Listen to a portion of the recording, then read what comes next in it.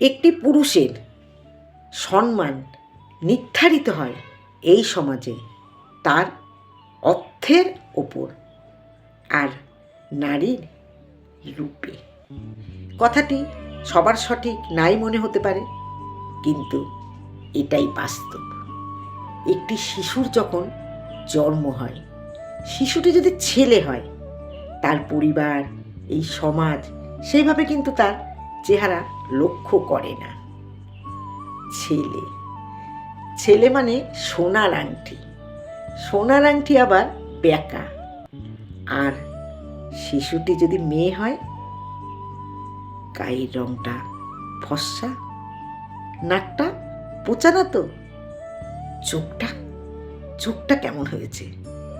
জন্ম মুহূর্তে একটি ছেলে আর মেয়েকে এই সমাজ, পরিবার, অর্থ আর রূপ দিয়ে দেখে। একটি মেয়ে যখন নারী হয়, সে যদি হয় রূপময়ী, তার ভিতর অনেক গুণ আমরা নিজেরাই খুঁজে বের করে নিই। রূপময়ী না হলে সে হয়তো অনেক গুণে সম্পূর্ণা না, আমাদের চোখে সে অসম্পূর্ণা। একটি ছেলে যখন পুরুষ হয়, সেই পুরুষটির যদি তুই একটা গাড়ি, মস্ত একটা বাড়ি আর বেশ কিছুটা ব্যাংক ব্যালেন্স থাকে, পুরুষটি রাস্তায় ঠুলু ঠুলু পায়ে হাঁটে, এদিক ওদিক বান্ধবীদের নিয়ে ঘুরতে যাওয়া, 2-1 রাত হোটেলে থাকা, এই সমাজ সেই পুরুষদের কি বলে?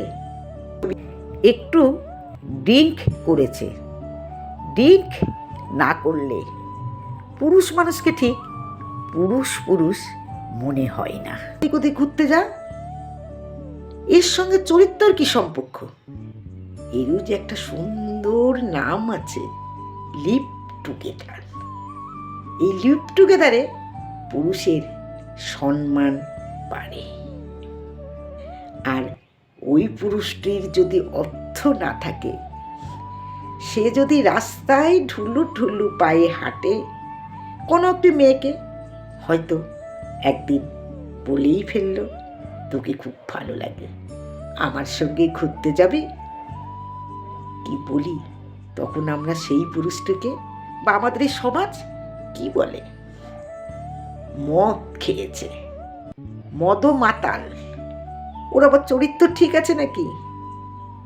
অর্থ দিয়ে এক পুরুষকে আমরা ড্রিঙ্কস, লিভ টুগেদার সম্মান করছি বলে, আর অর্থহীন পুরুষটাকে মদমাতাল, চরিত্রহীন।